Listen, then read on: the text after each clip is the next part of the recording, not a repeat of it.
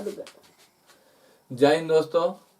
पिछले वीडियो पर हम पंचायत की बात किए थे, उसमें से एक क्वेश्चन आपको पंचायत में छूट गया था कि 73वां संविधान संशोधन सन 1993 में जो हुआ उसी समय 11वां अनुसूची भी जोड़ दिया गया था।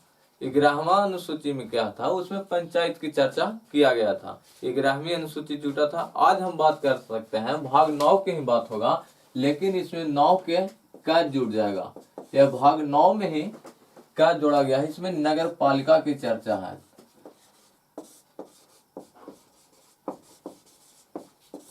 इसमें जो एक और चेंजिंग क्या होगा,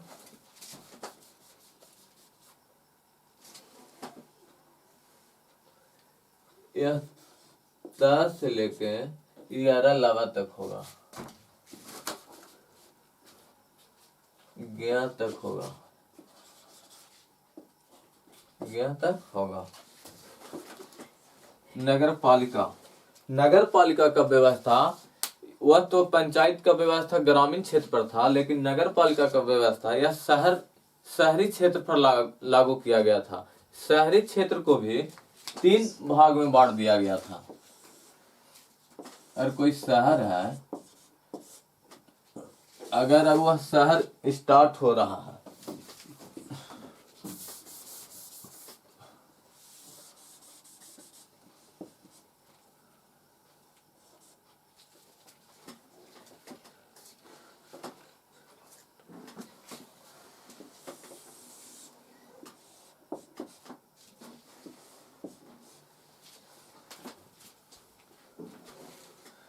अगर छोटा शहर है,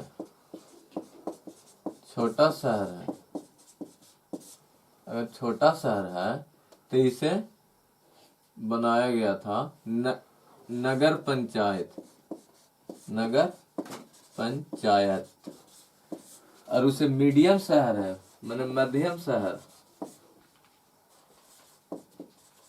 तो इसे बनाया था नगर परिषद। और बड़ा शहर है, इसे बनाया था नगर निगम। यह 3 कैटेगरी में भी बांट दिया गया था नगर पालिका को। इसमें क्या होता था कि जो ऐसे छोटा शहर जो होता है, जैसे आपको ग्राम पंचायत के बगल में कोई शहर होगा, वह विकसित शहर होगा। जैसे हम बात करते हैं अभी तत्काल में गया का पंचानपुर के बात करते हैं, जैसे टिकारी के बात करते हैं, टिकारी में यह छोटा शहर है, लेकिन यह नगर पंचायत में आ जाएगा। और इससे अगर मध्यम में हम जाते हैं तो गया जिला की बात करते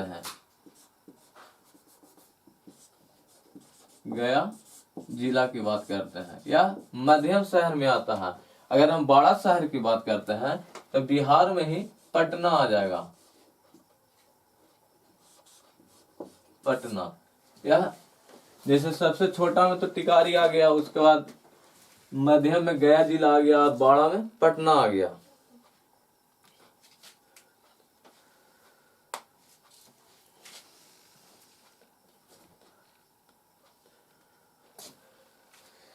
इसे इस प्रकार इनको शहर को बांट दिया गया था। जैसे इसको म्युनिसिपल कॉर्पोरेशन भी कहा जाता है, म्युनिसिपल कॉर्पोरेशन। जैसे पटना को कहा जाता है कि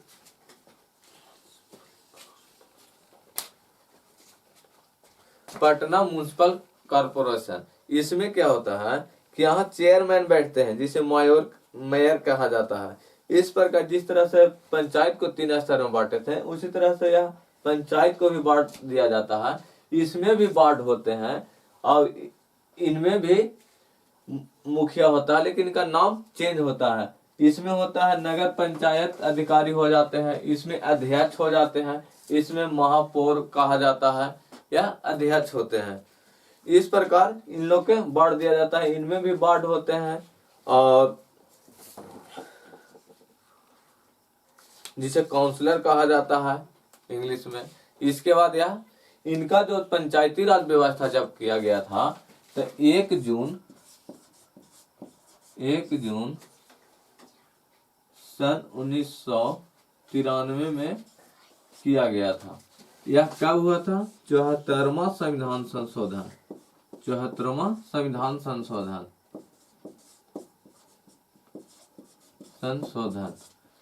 74वां संविधान संशोधन 1 जून सन 1993 को किया गया था और इसको 12वीं अनुसूची में जोड़ दिया गया था। 12वीं अनुसूचियां में जोड़ दिया गया था, 12वीं अनुसूची में जोड़ दिया गया था। और इनका भी जब चुनाव लड़के आते हैं तो एक बैठक सभा लगती है, उस सभा के बाद इनका भी कार्यकाल 5 वर्ष का ही होता है। इस प्रकार नगर पालिका का भी, अगर नगर पालिका का विषय की बात करें तो इसका 243 W के 18 विषय दिया गया था। नगर पालिका के कितने विषय पर कार्य करेंगे? तो 18 विषय पर कार्य करेंगे। इसमें क्या होता है? बिजली, सड़क, भवन निर्माण, सड़क, इस प्रकार के जो भी शहर को डेवलपमेंट करने के लिए पानी व्यवस्था, ये सब जो भी रहेगा, ये सब शहर के 18 विषय पर कार्य करेंगे। जिस प्रकार हम आपको केंद्र में बताएं कि केंद्र 100 विषयों पर कार्य करती है, राज्य सरकार पहले 61 विषय पर कार्य करती थी, तो वह 66 विषय पर कार्य करती है और समवर्ती सूची उन्हें घटाकर सब दोनों मिलकर ही उसमें कार्य करती है। इस प्रकार ये सब कार्य करते हैं। इसलिए नगर पंचायत जो है वो 18 विषय पर कार्य करती है और पंचायत 29 विषय पर कार्य करती है। अब इसके बाद बताते हैं भाग 9 के ख में। भाग 9 ख में कहा गया है कि सहकारिता समिति का गठन किया जाता है। सहकारिता समिति उसे कहा जाता है, भाग 9 का ही भाग 9 के ख, इसमें किसका चर्चा है? सहकारिता समिति का।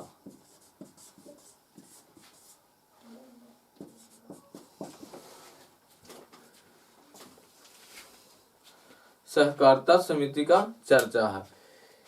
यह जो है, इसमें कहा जाता है कि भारत सरकार की सारी पैसा होगा, इसमें दिशा निर्देश जो भी देंगे वह भारत सरकार होंगे और छोटे छोटे ग्राम लोग एक लघु उद्योग खोलकर एक सहकारिता खोल सकते हैं। इस प्रकार कोई भी, जैसे पापड़ का कोई बिजनेस करता है या कोई पाव रोटी का बिजनेस करता है, वह आपसी एक दूसरे में आर्थिक स्थिति आपस में एकजुट होकर जो भी धंधा करती है पैसा मिलाकर, वह सरकार के दिशा निर्देश को मानती है।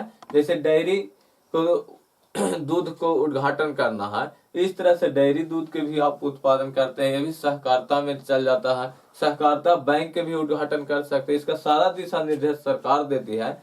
यदि उस पर लोन भी लेते हैं, जब आपका बिजनेस डूब जाती है तो उस पर सरकार माफ भी करती है या कभी टैक्स इस पर बहुत ही कम लेती है। इस प्रकार आप बिजनेस को आगे बढ़ा सकते हैं एकजुट होकर। इसलिए इनका जो 97 संविधान संशोधन 97वां संविधान संशोधन कराया गया था और 19 के ग में इसे जोड़ दिया गया था।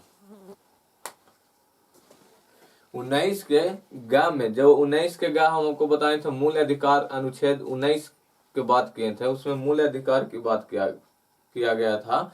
जो सहकारिता का जो सिस्टम हो गया, अब उनका मूल अधिकार के रूप में भी आ गया है कि आप सरकार से यह हक के साथ लड़ सकते हैं कि हमें एक कार्य करना है, हम लोग इतने व्यक्ति इसमें कार्य करना चाहते हैं।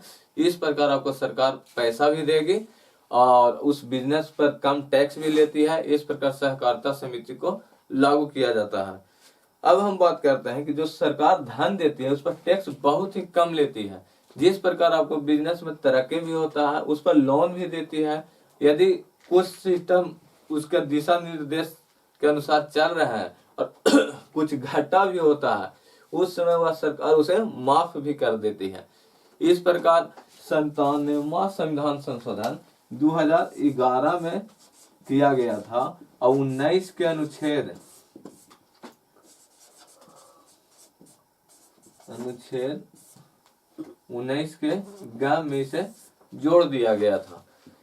इस तरह से भाग 9 आपका कंप्लीट हो गया। अब हम बात करते हैं भाग 10 की। भाग 10 में जो चर्चा है यह जो है SC/ST का अधिनियम की चर्चा है। यह अधिनियम सन 1989 के अधिनियम पर आधारित है। सन 1989 का अधिनियम पर आधारित है। इधर हम लिख दे रहे हैं भाग 10। भाग 10 इसमें 243 अनुच्छेद बताए थे और इसमें 244 अनुच्छेद से चालू होगा। इसमें क्या बोलता है, SC/ST के लोग का जो अधिनियम जो है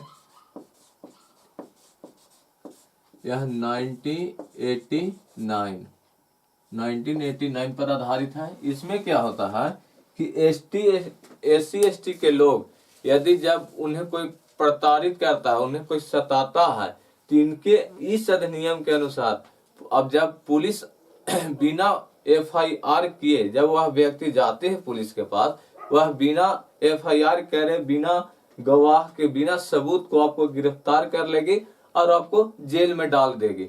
इस अधिनियम के तहत SC/ST को छूट दिया गया था। और 244 के 244 के अनुसार असम के जनजातीय लोग को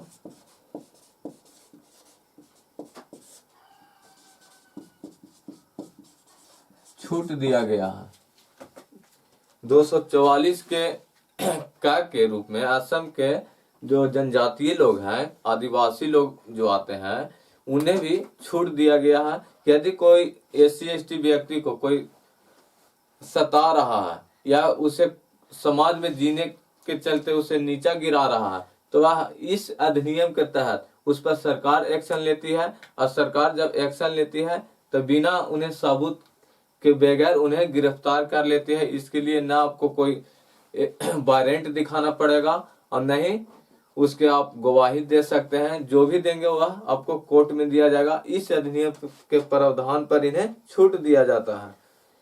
इसमें दलित व्यक्ति को अगर कोई शिकायत कर देता है कि फलाने व्यक्ति हमें तंग कर रहा है, तो उनको जो FIR भी करते हैं तो उसका पैसा भी नहीं लिया जाता है और डायरेक्ट उस आदमी को गिरफ्तार कर पकड़ लिया जाता है और उसे कोर्ट में जो भी सजा होगा उसे देना पड़ेगा। उस पर आप केस लड़ सकते हैं। जब आप केस लड़िएगा, जैसे हम को बता दें कि कोई दलित व्यक्ति हम पर केस कर देता है कि फलाना व्यक्ति ऐसे किए, तब पुलिस आएगी, हमें गिरफ्तार कर लेगी। गिरफ्तार करेंगे, जब यह कोर्ट में केस जाएगी तो केस लड़ने का पैसा मुझको लगेगा, लेकिन वह दलित व्यक्ति को पैसा नहीं लगेगा। इस प्रकार यह किस अधिनियम पर पारित किया गया है, 1989 पर पारित किया गया था।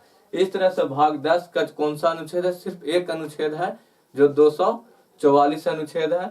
और 244 के काम में असम के जनजातीय लोग को छूट दिया गया है। उन लोग के भी यही बात कहा गया है कि जब कोई व्यक्ति उस पर सताता है तो वह जब केस कर देते हैं तो उन्हें भी बिना दलील को उन्हें गिरफ्तार कर लिया जाता है और वहां जाकर आपको केस लड़ना पड़ेगा। उस केस में आपका पैसा लगेगा लेकिन दलित व्यक्ति को पैसा नहीं लगता है। इससे इस तरह से आपको 10 भाग कंप्लीट हो गया। धन्यवाद। अब अगले वीडियो में अब भाग 11 चालू करेंगे। धन्यवाद।